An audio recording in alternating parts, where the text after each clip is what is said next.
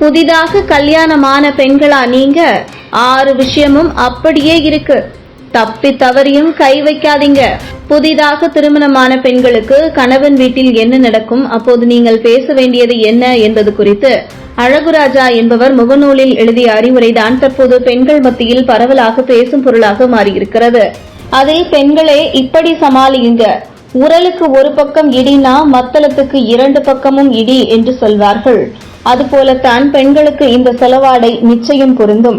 புதிதாக மனம் முடித்து கணவர் வீட்டில் காலடி எடுத்து வைக்கும் ஒவ்வொரு பெண்ணும் சந்திக்கும் கடிகள், ஏற்று பேச்சுகள் அவர்களின் மனதை ரொம்பவே துடிக்க வைத்துவிடும். அப்படிப்பட்ட நிலைமையை எப்படி சமாளிப்பது? இங்கே சில ஐடியாக்கள். இந்த வீட்டுல நான் தான் எல்லா வேலையும் பார்க்க வேண்டி இருக்கு. வேலைக்கு போனா வீட்டு வேலையை பார்க்க கூடாதா?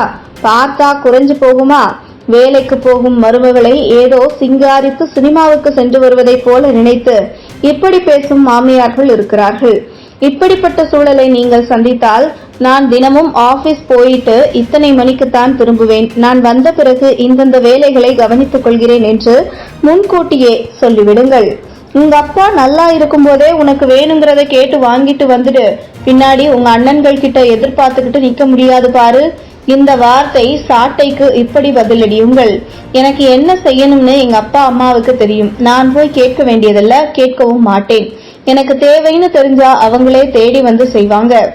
உன் பொண்டாட்டி வர வர என்னை மதிக்கிறதே இல்ல, நான் சொன்னா காதலையே வாங்காம போறா, ஆபீஸுக்கு ரொம்ப குலுக்கி மினுக்கி போறா. இப்படிப்பட்ட குற்றச்சாட்டுகளுக்கு ஆரம்பத்திலேயே உங்களின் உண்மை நிலையை கணவரிடம் விலக்கி விடுவதுதான் சிறந்த வழி. மாமியாரின் கோபத்துக்கான காரணத்தை தெரிந்து பேசி தீர்க்க முடியுமா என்று முயற்சி செய்யுங்கள். இவள் காசை கண்ணா பின்னான்னு செலவழிச்சு கரியாக்குறா, திடீர்னு 1000 2000க்கு புதுப்புடவை எடுத்துக்கிறா, நகை நட்டு வாங்கி குவிக்கிறா. என் மகன் பாவம் வாயிலா பூச்சி, எதையும் கேட்கறதில்ல. எல்லோர் வீட்டு மாமியார்களும் கூறும் பொதுவான கம்ப்ளைண்ட் இது. சிக்கனம் தேவைதான், அதுக்காக டிரெஸ்ஸில் சிக்கனம் பிடிக்கலாமா? தேவைக்குத்தான் வாங்கி இருக்கிறேன் என்று சொல்லுங்கள். அடுத்து, விசேஷ நாட்களில் மாமியார் நாத்தனாருக்கும் ஒரு புடவை எடுத்துக் கொடுங்கள். பிரச்சனை வந்தவழி தெரியாமல் ஓடி போய்விடும். பெரிய ஆபீசர் வீட்டுல இருந்து வந்தவளே பாத்திரம் கழுவுறா, எல்லா வேலையும் பாக்குறா, இவளுக்கு என்ன? மூத்த மருமகள் கேட்ட அடுத்த மாசமே என் மகனுக்காக பைக் வாங்கி தந்துட்டா. உன்கிட்ட கேட்டாலும் கிடைக்குமா? உங்க அப்பா நிலைமைதான் ஊருக்கே தெரியுமே. இப்படி பேசுவது சுத்தமாக பிடிக்கவில்லை என்பதை கணவரிடம் நேரடியாக சொல்லிவிடுங்கள். அதன் பிறகு ஓரளவாவது இந்த மாதிரி ஒப்பீடு குறையும். எவ்வளவு இடையூறுகள் வந்தாலும் எங்க அம்மாவை அப்படி பேசாதே என்று சொல்ல வாரிசு வளரும் வரை நீங்களாகத்தான் சமாளிக்க வேண்டும் என்பதை புரிந்து கொள்ளுங்கள் புது பெண்களே என குறிப்பிட்டுள்ளார். இதுபோல் உங்களில் யாருக்காவது நடந்திருக்கா என்பது குறித்து உங்கள் கருத்தை பதிவு செய்யவும். நன்றி.